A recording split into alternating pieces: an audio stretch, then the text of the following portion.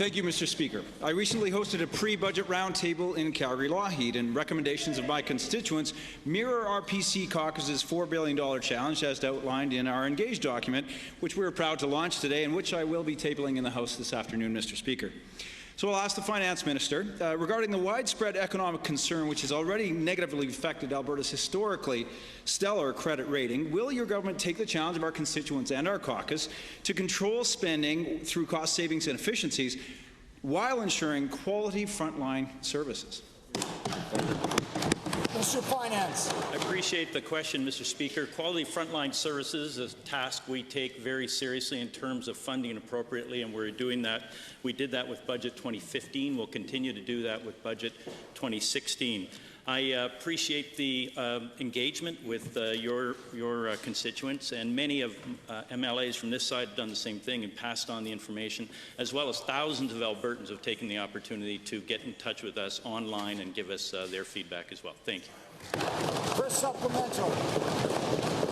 Thank you, Minister. And given that some accuse your government of having the same fervour for deficit and debts as federal cousins, and given that the constituents of Calgary-Lougheed don't share any ideologically different direction, but do share the PC caucus respect for fiscal restraint, again to the Finance Minister, when might we expect a response from the government to the letter that I sent on behalf of our constituents? And beyond that, what assurance can you provide to all Albertans that your government will not slide into a damaging, unsustainable fiscal cycle of perpetual operating deficits? Mr. Finance. Thank you, Mr. Speaker. You know, I'm just thinking back to Budget 2015, where we presented that. One of the people who gave us a quote with regard to our borrowing for operating, the point you're bringing up is, it's not unusual. Let me start with that. In fact, it's very usual at the point when the economy changes dramatically and revenues fall off. Indeed, the whole structure of budgets, whether they're provincial or federal, contains a certain automatic stabilization. David Dodge, former governor of the Bank of Canada, believes we're on the right track. We're going to be on the right track with Budget 2016 as well. Second supplemental. And the Finance Minister knows very well there are other recommendations, not sure how closely those are being followed.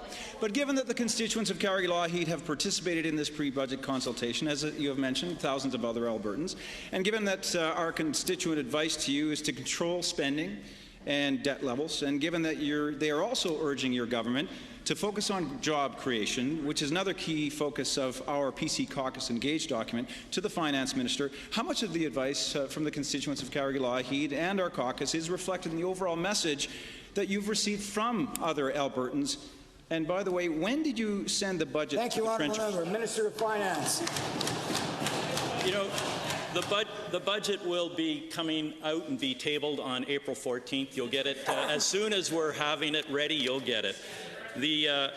We did, in our pre-budget tour, we went around the province. Many cities and towns have been engaged with. Regional municipalities, Wood Buffalo, Calgary, Edmonton, Grand Prairie. We held 2 telephone town halls where over 66,000 Albertans listened for a period of time.